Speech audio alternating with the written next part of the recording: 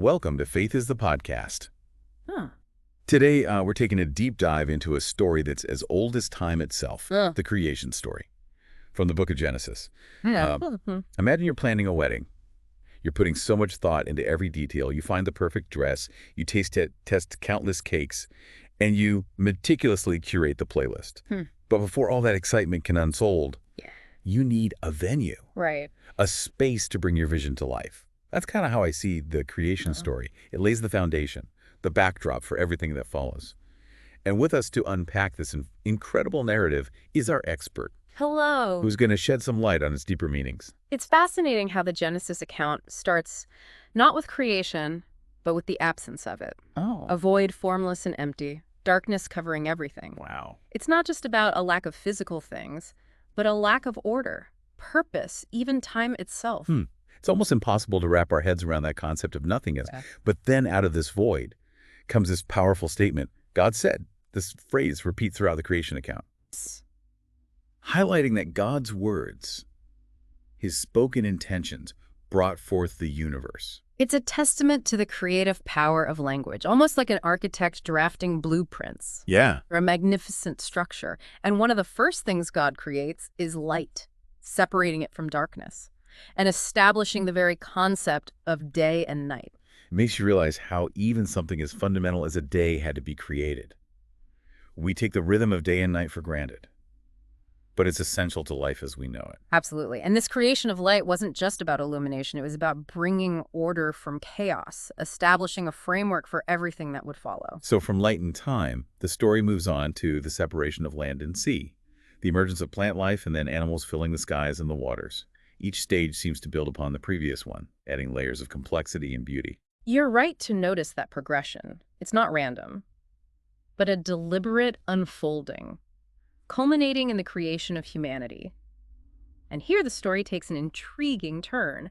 Unlike everything else, humans are created in God's image, setting them apart in a very significant way. That phrase, in God's image, has always fascinated me. What does it actually mean for us as human beings? It's a concept that has sparked endless debate and interpretation. But one thing's for sure, it speaks to the profound connection between God and humanity. It suggests we share in God's attributes, like creativity, love, and the capacity for moral reasoning. It also points to our role as stewards of creation, entrusted with caring for the world God has made. It's a powerful concept that carries a lot of responsibility. We're not just inhabitants of this planet, but caretakers, called to nurture and protect it. Exactly. And that brings us to the next stage of the creation narrative, the Garden of Eden. This idyllic paradise given to Adam and Eve symbolizes a state of harmony between God, humanity, and all creation. It's a beautiful picture of what life was intended to be, a perfect balance, a symbiotic relationship where humans play a vital role in maintaining that balance. And within this garden, we encounter the creation of woman. Now, this part of the story often gets misinterpreted.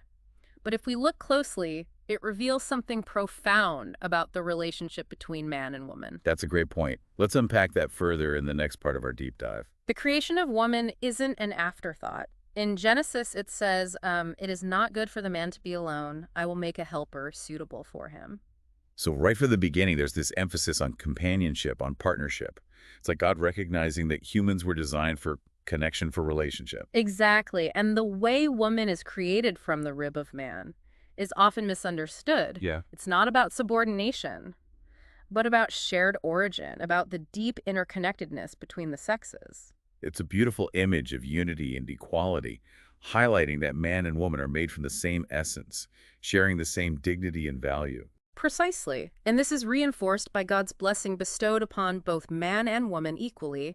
They are given dominion over creation together, highlighting their shared responsibility as stewards of God's world. It dismantles the idea of hierarchy or one gender being superior. Instead, it points to a partnership where each complements the other, bringing their unique strengths and perspectives to the table. And that harmonious partnership reflecting the fullness of God's image was meant to be the blueprint for all human relationships. It's a powerful message, especially relevant in a world still grappling with gender roles and equality. It makes you think about how the creation story, despite being written centuries ago, still speaks to the core of human experience, to our longing for connection, for belonging, for partnership. Absolutely, and this ideal partnership between man and woman, established in the garden, becomes the foundation for family, for community, for society as a whole. It's the starting point for God's plan for humanity. And this brings us back to that wedding analogy we started with. Just as the creation story lays the groundwork for life and relationships, finding the right venue sets the stage for a wedding celebration. It's about creating a space that embodies the spirit of the occasion, a place where love and commitment can be celebrated and witnessed. And for many, that special place is a church. There's something about the sacred atmosphere, the sense of history and tradition, that resonates with the creation story's emphasis on commitment, partnership, and divine blessing. It's like coming full circle. The creation of man and woman in the garden mirrors the joining of two lives in marriage. And the church provides that sacred space to mark this new beginning. If you're planning a wedding and searching for a venue that reflects those values, TrendBuddy.com is a fantastic resource. They specialize in connecting couples with beautiful churches across the country, helping them find the perfect setting for their big day. It's a wonderful service, making it easier for couples to find a space that aligns with their vision and their faith. So we've journeyed from the void to the vibrant tapestry of creation, exploring the power of God's Word, the meaning of being made in His image, and the importance of partnership and connection. What final takeaways would you leave our listeners with? So we've covered so much ground exploring the Genesis creation account.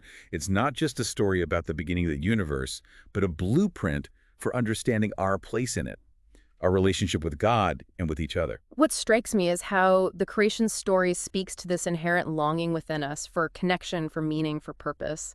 It reminds us that we're not just random accidents, but part of a grand design created with intention and love. And that design includes this beautiful partnership between man and woman, reflecting the image of God in a way that no other part of creation does. It's a partnership built on equality, mutual respect, and a shared responsibility for caring for God's world. It's the foundation for family, for community, for the flourishing of human society.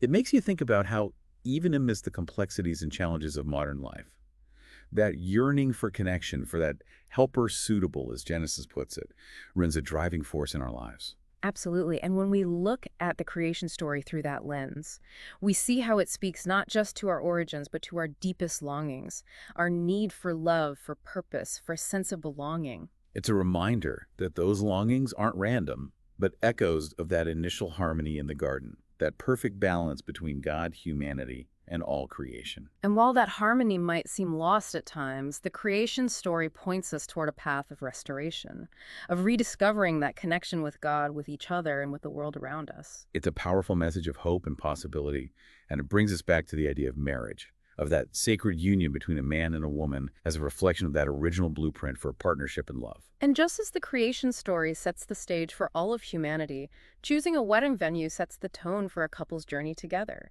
It's about finding a space that reflects their values, their beliefs, and their hopes for the future. And for many couples, a church provides that perfect blend of history, tradition, and sacredness. It's a space that echoes the creation story's emphasis on commitment, partnership, and divine blessing. It's a beautiful connection, really, the creation of man and woman in the garden, mirroring the joining of two lives in marriage, with the church providing that sacred space to witness and celebrate this new beginning. If you're planning a wedding and seeking that perfect blend of meaning and beauty for your venue, TrendBuddy.com is a fantastic resource. They specialize in connecting couples with stunning churches across the country, helping them find the ideal setting for their big day. It's a wonderful way to simplify the search process and ensure you find a space that truly resonates with your vision and your faith. Thank you for joining us on this deep dive into the creation story. It's a story that continues to inspire challenge and offer profound insights into who we are and our place in God's incredible creation. It's been a pleasure exploring this timeless narrative with you. And thank you for listening to Faith is the Podcast. We'll be back next time with another deep dive into the fascinating world of faith.